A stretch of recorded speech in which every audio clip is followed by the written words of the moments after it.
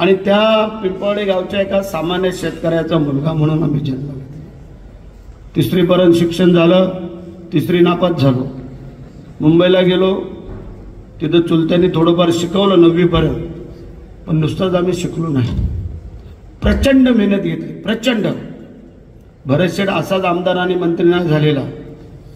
शाळेत शिकत असताना दादरवरनं फुलं आणून गजरे करायचो, गजरे विणायचे आणि नरेशजी कल्याणपासून विटीच्या स्टेशनपर्यंत पाठीमध्ये गजरे विकून महिलांच्या डब्यातनं आम्ही शाळेचं शिक्षण करायचो.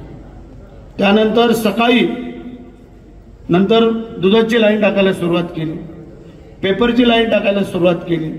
त्यानंतर वॉचमॅनची काही नोकरी केली.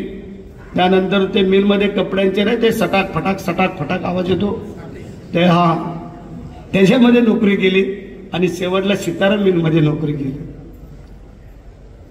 थोडं उलट्या पालट्या लाईनीला गेलो आम्ही. त्या लाईनीला गेलो नसतो तर भरत शेठ काय आमदार झाला नसता. पण एक आहे, आज आई नाही आली आमची.